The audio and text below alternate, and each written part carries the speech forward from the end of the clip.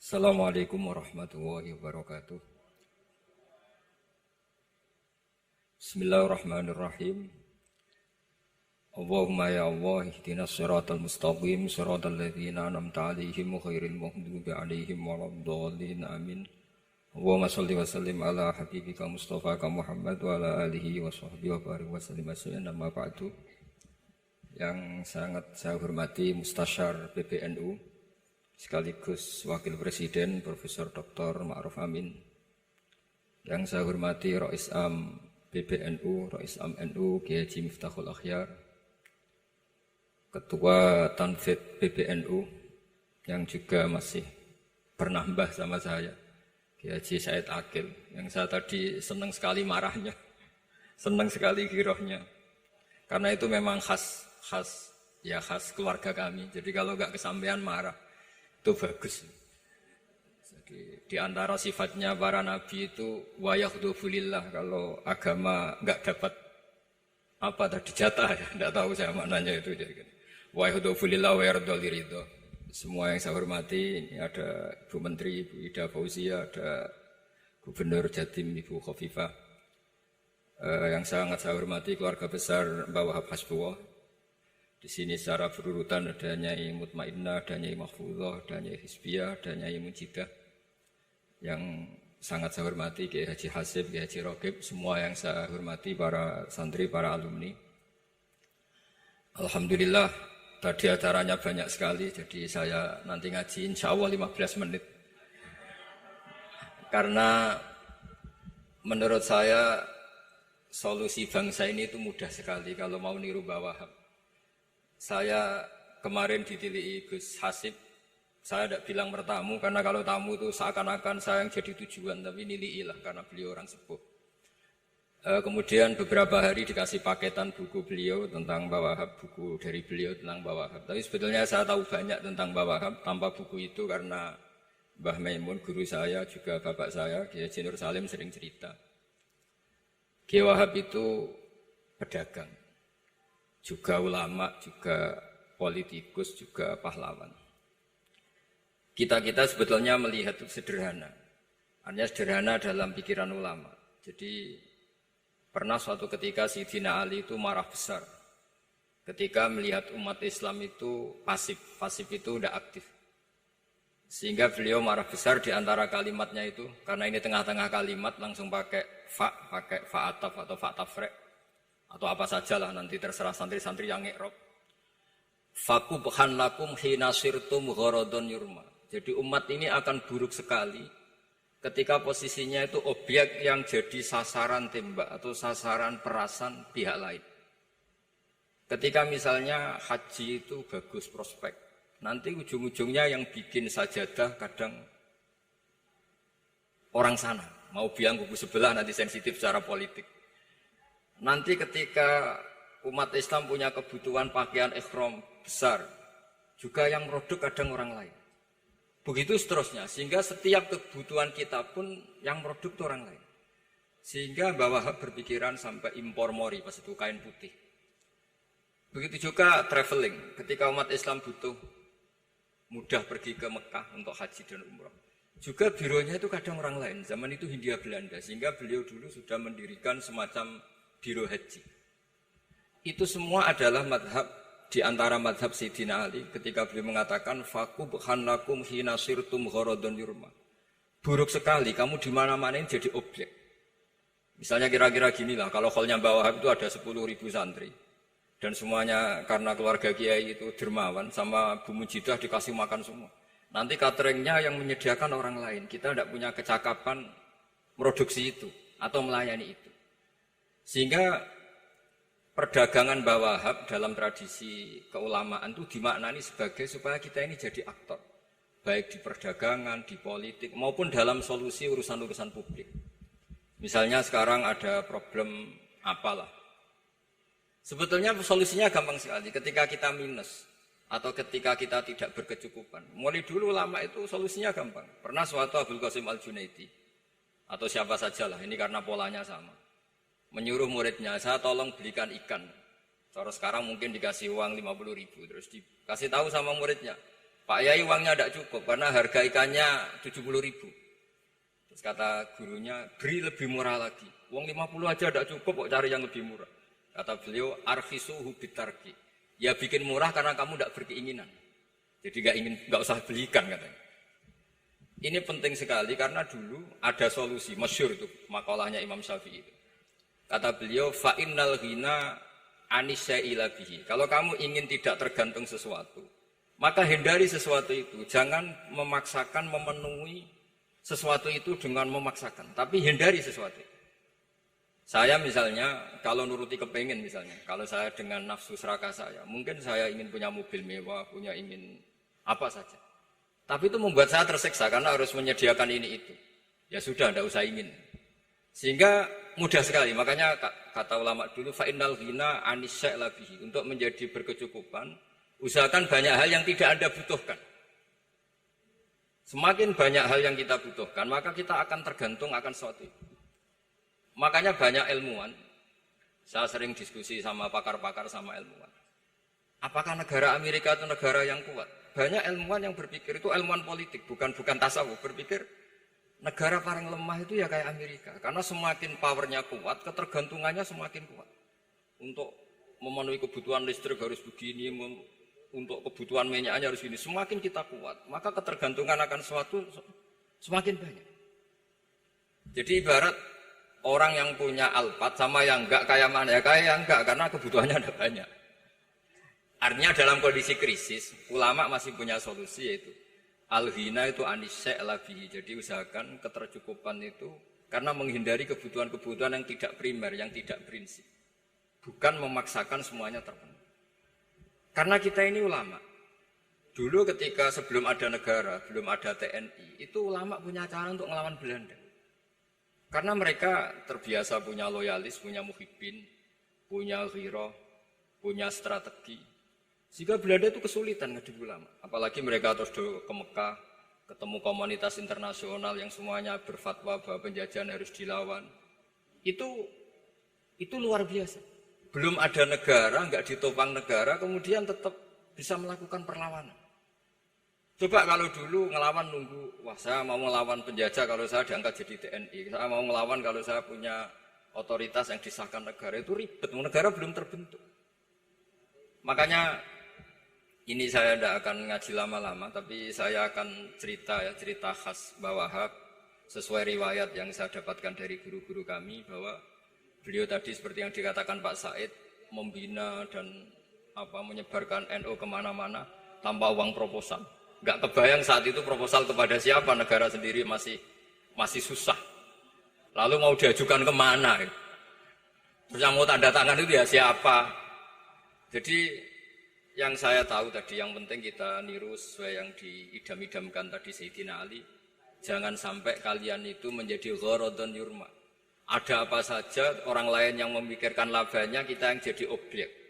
Sehingga zaman itu kita terima kasih semua sama Mbah Hashim, sama Mbah Wahab. Karena ini zuriyatam ba'duha min ba'd. Kita tahu Mbah Wahab putra Mbah Hasbullah, punya ibu Nyai Fatimah, terus sampai Mbah Abdussalam ya. Kemudian Mbah Hashim punya ibu Halimah, punya abah lagi siapa setelah Halimah itu Lainah ya. Nah, terus Mbah Abdussalam, jadi ini zuriyatam ba'duha min ba'd. Kalau dalam tulisan itu sampai Mbah Abdul Jabbar bin Ahmad bin Mbah Sambu. Memang Mbah Sambu punya beberapa saudara, diantaranya ada yang namanya Mbah Yusuf itu yang melahirkan keluarganya Mbah Ahmad Siddiq Jember, Mbah Siddiq Jember. Ada yang Abdul Halim yang melahirkan keluarga Lasem. Termasuk saya itu lewat jalur Mbah Abdul Halim. Jadi zuriyatam ba'duha min ba'd. Dulu semua orang zaman Rasulullah SAW itu dilatih jadi aktor, jadi subjek. Sehingga orang yang miskin pun ketika perang Tabuk, perang Dzatil Usrah, itu semua menyumbang. Ada yang menyumbang emas yang enggak terkira, yaitu Sayyidina Utsman. Ada yang cerita, ya Rasulullah saat tadi malam buruh dan punya beras hanya 2 kilo, yang 1 kilo saya sumbangkan jenengan, yang 1 kilo saya pakai untuk keluarga kami. Sekarang logikanya sederhana, kalau orang miskin 3.000, pas itu anggap saja pasukannya misalnya 3.000. 3.000 nyumbang beras 1 kilo, itu artinya terdapat 3.000 kilo beras. Artinya apa? Orang Islam yang miskin membiayai dirinya sendiri untuk makan. Dan mereka adalah aktor heroik. Tapi kalau misalnya ini orang-orang miskin ini tidak mau urun rembuk, kemudian menjadi beban negara, maka yang harusnya dipakai senjata, dipakai beli sembako. Dulu zaman Nabi meskipun orang itu miskin, itu semuanya bersifat heroik. Sehingga perang Dzatul Usra itu perang paling dikenang Al-Quran. Nah, efek dari ingin memberi adalah tidak tamak. Makanya kalau dalam kitab tasawuf, itu orang pikir itu gak dikritik. Yang dikritik orang tomak.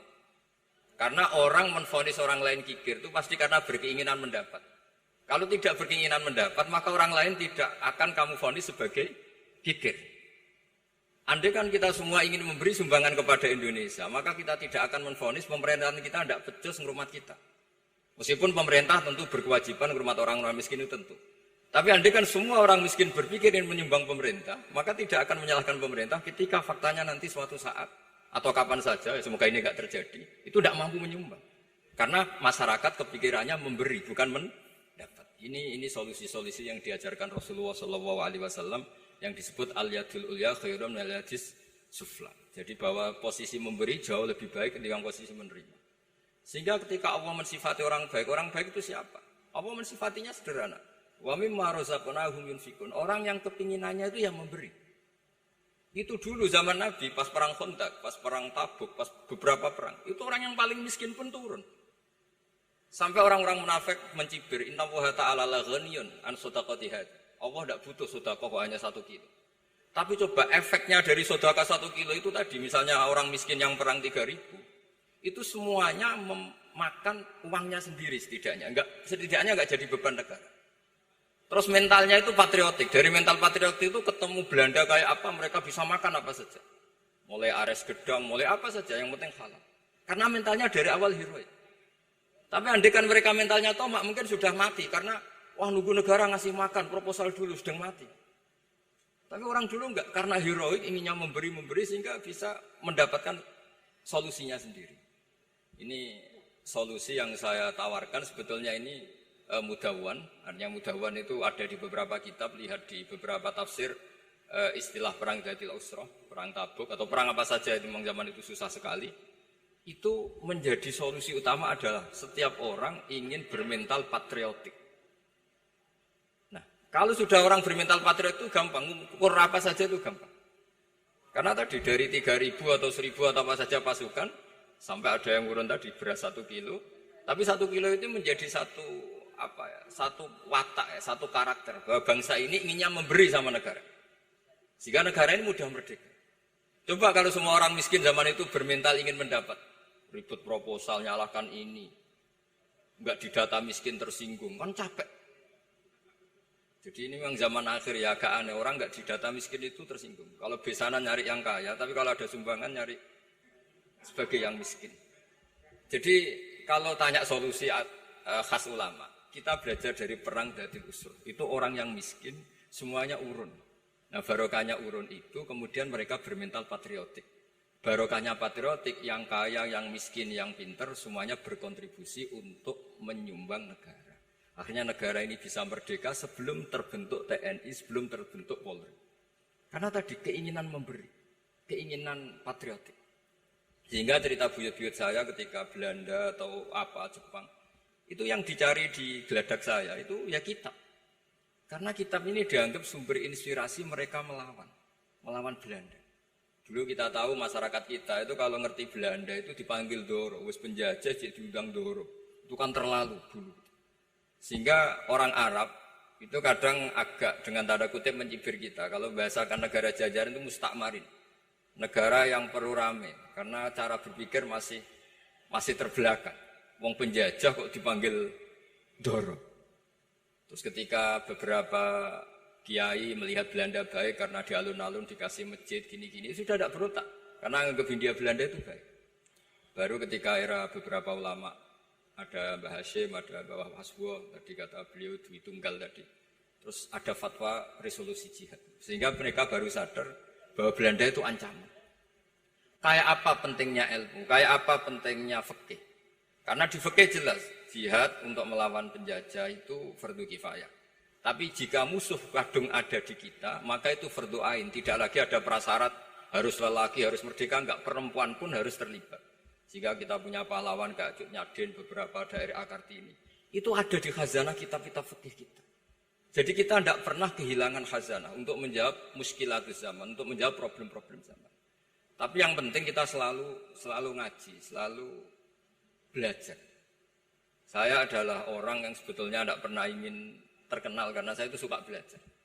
Cuma saya bikin pengecualian, mau diundang kalau pernah sepuh. Ternyata yang pernah sepuh itu banyak. Ini agak musibah bagi saya karena harusnya kiai itu ya dihormati, tapi gara-gara kalah sepuh digawe kongkonan. Saya ini kemana-mana digawe kongkonan. Jadi gayanya nasihati, tapi aslinya diperintah. Jadi tidak ada kerennya sama sekali. Di mana-mana posisinya al-ma'mur, diperintah. Tapi saya senang karena ilmu itu butuh konsensus. Andai kan saya tidak pernah ngaji di depan Mbah Mun, di depan bapak, di depan guru-guru, maka mungkin saya tidak pede atas bacaan yang saya baca. Karena saya tidak tahu ini benar apa tidak. Jika masyhur dalam guyonan santri, ada orang tidak baca-baca kitab, cari kamus sampai mati tidak ketemu. Karena dia bacanya lam tarjiman. Wah itu cari di kamus sampai mati tidak akan ketemu. Bareng tanya gurunya, ini apa Pak Yai? Oh itu lam tarodaman. Lam tarodaman itu karena marjiknya mar'ah, orang ningali sapa mar'ah, daman ing getih. Dia bacanya jadi satu lam tarjiman. Dicari di kamus, ya, sampai mati tidak akan ketemu. Makanya di guyonan-guyonan pesantren itu banyak, katanya ada cerita orang mati karena satu titik. Jadi gurunya baca habbatun sauda dawaun min kulli da. Jadi dia kitabnya kelebihan apa? Titik. Jadi kelebihan titik dia bacanya itu hayatun sauda dawaun min kulli da. Nyari ular hitam, kobra. Dipatuk mati, padahal sesuai resep kitabnya, karena kitabnya dia kelebihan titik hayatun sauda, artinya maknanya ular hitam, sementara tagnya mestinya habbatun sauda. Jadi kenaifan-kenaifan begini itu harus kita dandani, karena yang bisa, kata Pak Said tadi, yang bisa itu kita cari kebenaran dari mana. Kita itu ya pokoknya ulama lah, tidak harus NU, tidak harus Muhammadiyah, pokoknya ulama yang wasatiyah. Itu nanti terus gimana yang wasatiyah itu kayak apa, tapi jelas ulama. Karena dulu zaman, kalau kita fair secara sejarah dulu ya Mbah Wahab ya dekat Mas Mansur, dulu Mbah Hashim ngaji sama Mbah Ahmad Dahlan, sama-sama di Mbah Soleh Darat, ketika di Mekah ya sama-sama ngaji di Syekh Khotim Minangkabau. Jadi kalau era beliau itu ya memang dulu perbedaan itu nggak ada masalah. Karena perbedaan itu bawaan visi. Saya belajar usul fikih di antara yang diceritakan di buku-buku Mbah Wahab. Beliau itu ahli usul fikih. Sementara Ki Bisri itu suka fikih mateng. Sehingga memang ada perbedaan antara fikih mateng dan usul fikih. Saya beri satu contoh. Ini guyonan tapi nanti di usul fikih nanti kelihatan. Di usul fikih itu ada ilmu namanya tangkihul manat. Ketika Nabi sama-sama menyebut sesuatu, sebetulnya ada benang merah di situ, tidak sama persis. Misalnya begini. Ja'a a'rabiyun ila Rasulillah sallallahu alaihi wasallam. Faqala ya Rasulullah ahlaktu. Wa ma ahlakaka qal waqatu imraati fi nahari Ramadan. Ya Rasulullah, saya ini orang yang rusak karena saya berhubungan intim dengan istri saya di ketika Ramadan. Terus Nabi ngendikan, ya sudah kamu harus merdekakan budak, saya tidak punya ya Rasulullah. Ya sudah kamu puasa 2 bulan berturut-turut. Kata beliau, puasa baru sehari saja kecelakaan apalagi 2 bulan. Karena kamu orang Arab lah, orang Arab itu dia cerita ini di Arab gitu. Terus, ya sudah kamu sedekah sama 60 orang miskin. Saya ini orang paling miskin. Susah kan menghadapi orang miskin seperti ini. Nah, pertanyaannya secara usul fikih. Menurut mazhab Syafi'i, sanksi berat itu hanya untuk yang berhubungan suami istri. Sehingga kalau membatalkannya pakai rokok, pakai minum, pakai makan, tidak kena sanksi seberat itu. Masuk akal kan, karena memang hubungan suami istri dalam banyak hal, misalnya haji, itu ifsad, yang benar-benar ifsad, bisa merusak haji secara total. Tapi menurut Imam Malik, pikiran Imam Syafi'i itu dianggap aneh. Loh ini hubungan suami istri itu statusnya mubah, sesuatu yang boleh. Maka semua hal yang boleh tapi merusak kehormatan Ramadan, maka ketentuannya sama. Yaitu misalnya nggak sakit, nggak apa, pagi-pagi nyate. Wah itu kan melecehkan Ramadan, nggak sakit, nggak apa, kok pagi-pagi nyate. Perlu dicatat karena hubungan suami istri itu sesuatu yang boleh. Berarti kalau yang boleh merusak Ramadan hukumannya berat, makan yang statusnya boleh juga hukumannya berat. Itu dulu bapak saya ketika bikin analogi itu mau cerita sederhana gini. Hak dhisik ono santri ya goblok. Kandhanane aneh. Istrinya lapor ke kiainya. Pak Yai, santri jenengan kalau sama istri sering mukul. Mukul itu nabok pakai tangan. Santrinya dipanggil kan alumni. Kamu jangan sering mukul istri kamu gini-gini. Iya Pak Yai, njih. Suatu saat 2 minggu istrinya lapor lagi. Sekarang tidak nabok Pak Yai, nyaduk. Karena yang dilarang hanya nabok. Dipanggil kiai, lo kamu katanya masih sering nyaduk istri kamu. Yang dilarang kan mukul, sekarang nyaduk. Kapan-kapan meludahi. Nah, artinya di usul fikih dijelaskan bahwa makna haramnya naboi adalah hurmatul idza. Haramnya menyakiti. Maka nyaduk sama, meludahi sama, menerlantarkan sama. Itu dulu bahwa ahlinya bikin usul fikih seperti itu. Sehingga misalnya amar ma'ruf nahi mungkar ketika beliau ditanya, apakah perlu ikut kabinet gotong royong? Tapi di situ banyak kelompok yang mungkin tidak cocok. Pikirannya kayak apa harus ikut? Justru ikut itu ikut benahi dari dalam. Meskipun dari ikut itu bahwa Wahab Nyun Sewu yang mengalami fitnah yang macam-macam dituduh karena zaman itu nasakom. Tapi itu beliau santai saja. Tapi zaman itu memang itu sah karena zaman itu belum dibubarkan. Jadi yang dialami Wahab ini luar biasa. Semuanya harus jadi pelajaran bagi kita. Makanya jangan pernah meninggalkan ilmu yang bernama usul fikih. Karena fikih yang mateng itu cara basa Jawa ini akan kehilangan stok teks. Misalnya Nabi sedekah pakai kurma atau pakai apa makanan pokok. Itu hadisnya itu kurma sama Imam Syafi'i digenti kutu ahli baladi, yaitu makanan pokok dari negara. Sehingga kita tidak bisa mentang-mentang Nabi sedekahnya pakai kurma terus kita orang miskin kita kasih kurma. Bisa linu tuh nih kalau makan kurma orang Indonesia itu. Karena yang penting itu kutu ahli balad bukan kurma. Bukan mentang-mentang Nabi sholat di Mekah Madinah, kalau ingin persis sunnah Rasul, sholatnya harus di Mekah Madinah. Kalau di Indonesia, Nabi tidak pernah sholat di Indonesia. Sunnah Rasul, sholatnya di Mekah Madinah. Bisa tidak ada orang sholat kalau gitu. Jadi, ada ilmu yang namanya tangkihul manat. Yang harus ditiru itu sisi mananya. Nah, dalam konteks Arabi tadi, terus kemudian ada dibuang. Ja'a Arabion, kata Arabi itu dibuang. Datang orang Bedui. Orang kota pun kalau punya kesalahan yang sama, hukumannya juga sama. Maka kata Arabi dibuang.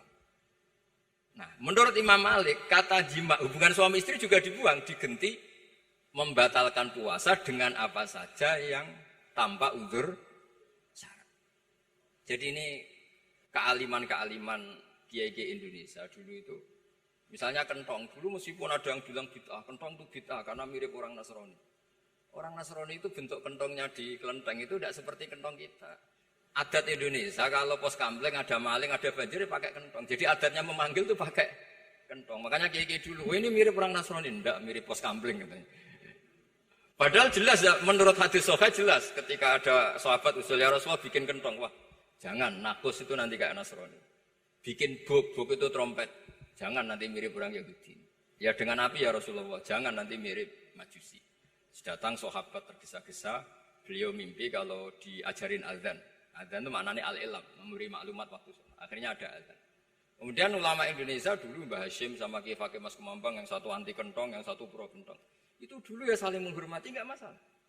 Karena fikih itu sekali khilaf itu mirip-mirip. Tadi Pak Said Akil nyinggung Palestina. Saya pernah ke Palestina. Itu banyak ulama Mesir yang mengharamkan orang datang ke Yerusalem, ke Masjid Aqsa. Karena mau tidak mau harus dapat visa Israel, berarti ngaku eksistensi Israel. Karena dianggap mengaku eksistensi Israel maka hukumnya haram. Tapi saya pernah ketemu Imam Masjid Aqsa. Beliau bilang begini, Pak Bahak, kalau orang Islam dari seluruh dunia tidak datang ke kami, maka eksistensi kami dianggap diabaikan oleh komunitas internasional. Dan itu dengan mudahnya Israel mencaplok kita. Sehingga separuh ulama Mesir juga mewajibkan yang mampu harus ke sana. Dengan cara itu Aqsa aman karena masih diperhatikan ulama atau komunitas internasional. Yang satu cara pandang ke sana berarti ngaku eksistensi Israel karena ada visa Israel. Yang satu bilang harus ke sana, dengan itu eksistensi Masjid Aqsa terjaga karena masih diperhatikan ulama atau komunitas Jadi di mana-mana khilaf itu ya seperti itu. Tapi alhamdulillah di kita itu khilaf itu biasa.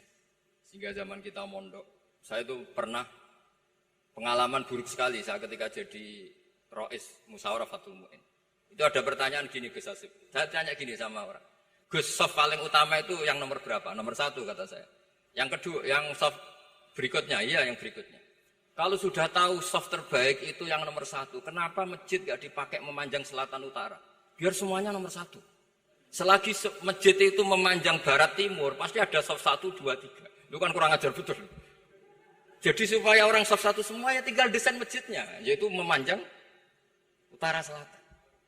Selagi masih memanjang barat timur, pasti soft 2, 3. Terus saya kebalik tanya. Lalu setelah begitu yang paling abdul siapa? Yang sisi kanannya imam. Ya sudah imamnya dipojokkan pol selatan. Biar semuanya dari pol kanan. Nanti ada masalah lagi. Yang paling abdul siapa? Yang paling dekat imam. Yuskono kerubutu imam kan gitu. Jadi kalau nuruti fikih itu ya memang ilmu logika. Sehingga banyak orang jadi wali itu dari hasil ijtihadnya. Ada orang jadi wali karena sering sholat di shaf awal. Tapi ada wali pesaingnya, justru jadi wali karena kalau sholat di belakang. Tapi tetap wali. Suatu saat 2 wali ini ketemu. Loh kamu kok wali? Padahal kalau sholat paling belakang.